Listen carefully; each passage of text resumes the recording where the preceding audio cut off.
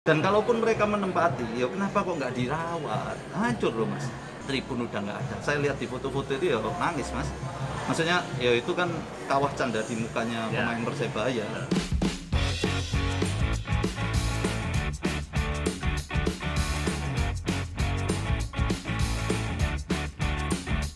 Jumpa lagi dalam Tendangan Teleser bersama Bimo Warkop. Bertemu lagi dengan Yahya Al-Qadiri, manajer Elite Pro Academy Persebaya. Kali ini kita akan membahas tentang internal Persebaya, artinya kita akan membahas tentang EPA dan kompetisi internalnya. Bung Yahya, Ya, jumpa lagi. Apa kabar? alhamdulillah baik. 2 tahun belakangan ini EPA menggeliat Elite Pro Academy sesuai dengan program PSSI untuk pembinaan usia dini dengan pembinaan yang saya amati sudah cukup membuat antusias. Bagaimana program-program EPA berikutnya atau rencana yang sudah ada dalam waktu dekat ini? Ya makasih Mas Bimo. Jadi gini, kami di EPA ini berusaha untuk mengembangkan semua potensi yang ada di Persebaya dari sisi kepelatihan, pemain dan lain sebagainya. Ya memang alhamdulillah proses ini kan terus berjalan, mungkin masih ada kekurangan, tapi insya Allah perlahan-lahan akan kita evaluasi terus. Tahun ini memang terhalang pandemi ya, sehingga banyak masalah-masalah yang akhirnya banyak program dari EPA sendiri yang kita mundurkan. Ya memang hasil yang kemarin kita juara itu ya namanya pembinaan itu kan kalau juara itu bonus. Yang paling utama adalah gimana caranya kita melahirkan individu-individu baik itu pemain maupun pelatih sebaik mungkin sehingga kedepannya Persebaya bisa menggunakan banyak tenaga-tenaga produk asli dari Persebaya sendiri. Berbicara masalah produk asli, Persebaya mempunyai kompetisi internal yang selama ini bermain di Karangayam. Kita tahu sendiri sekarang lapangan Persebaya atau terkenal dengan lapangan Karangayam kan faktanya memang lagi sengketa dengan pemerintah kota ataupun dengan BPN yang sekarang lagi ke tahap banding dari pihak Pemkot ke Persebaya dalam hal ini. Sejauh mana sebenarnya pentingnya Karangayam untuk pembinaan usia dini atau untuk Persebaya secara keseluruhan terkait dengan EPA, di mana banyak produk dari EPA sendiri merupakan alumni dari klub internal yang bermain di Karangayam. Sebenarnya gini mas, namanya prestasi itu nggak akan lepas dari infrastruktur. Infrastruktur salah satunya adalah lapangan. Memang kita mengalami banyak gangguan sekali ketika Karangayam tidak bisa digunakan. Karena gini, untuk memperoleh pemain bagus mereka harus rutin berkompetisi dan itu adanya di kompetisi internal. Di mana letaknya? Yaitu letaknya di Karangayam harusnya. Dengan seperti ini maka kompetisi internal walaupun jalan tetapi ada banyak gangguan.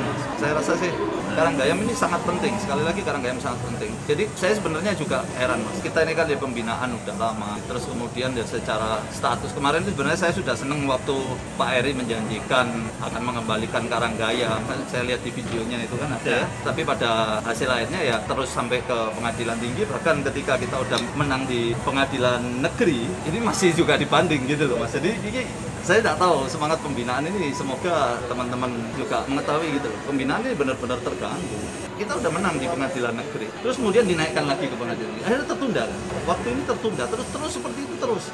Ini kan memperlambat pembinaan Persebaya sendiri. Teman-teman, seperti diketahui lapangan Karangayam saat ini dalam sengketa, artinya benar-benar tidak dapat digunakan. Apalagi tribunnya juga sudah digusur rata dengan tanah, lapangan juga tidak terawat, gedungnya sendiri juga tidak tahu sekarang bagaimana kabarnya. Dalam sengketa kali ini di lapangan Karangayam sendiri atau di mes Wisma Persebaya sendiri dijaga oleh Satpol PP ya kalau nggak salah. Sebenarnya akhir bulan ini mungkin ya akhir bulan ini atau awal bulan depan ini akan ada putusan dari pengadilan tinggi terkait banding dari Pemkot. Harapan apa sebenarnya dari pihak Persebaya terhadap penggugat itu sendiri tadi?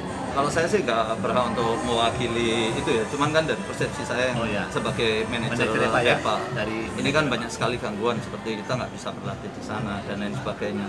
Nah kalau ini mau diteruskan terus sampai kapan kita mau berlatih dengan normal? Tadi juga Mas Bimo tadi ngomong ada Satpol PP juga ya. Ini juga saya heran juga, ini kan harusnya kan ini kan statusnya itu kan kalau saya tahu itu status quo ya, status quo itu nggak boleh ada harusnya, siapapun nggak boleh menempati. Dan kalaupun mereka menempati, ya kenapa kok nggak dirawat? Hancur loh mas, tribun udah nggak ada. Saya lihat di foto-foto itu ya nangis mas. Maksudnya ya itu kan kawah canda di mukanya pemain Persebaya. Semoga lah ada jalan terbaik ya untuk menyelesaikan. Teman-teman, seperti yang sudah terjadi sebenarnya waktu Persebaya mengugat Pemkot maupun Badan Pertanahan itu sudah ada putusan dari pengadilan negeri yaitu mengabulkan sebagian gugatan dari Persebaya Indonesia sendiri. Setelah itu baru pihak Pemkot dan BPN mengajukan banding ke pengadilan tinggi untuk putusan dari pengadilan negeri. Ya kalau kami sih berharap ya, semoga kalau kita kasus ini dimenangkan oleh Persebaya, semoga udahlah nggak usah Tidak ada dibanding langkah lagi selanjutnya. hukum ini capek kita, maksudnya terus seperti ini ya lama-lama ya capek kan.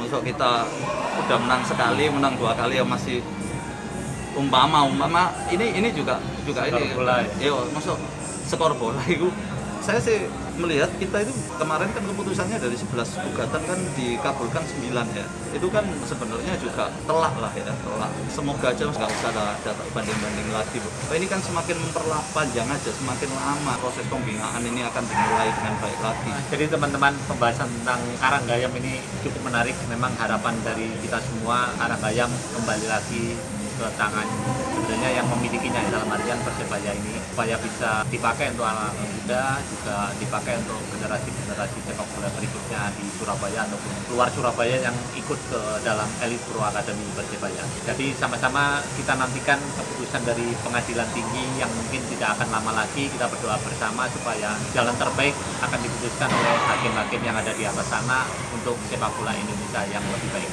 Terima kasih teman-teman, sampai jumpa lagi di tendangan teleser berikutnya bersama saya Bimo Warto.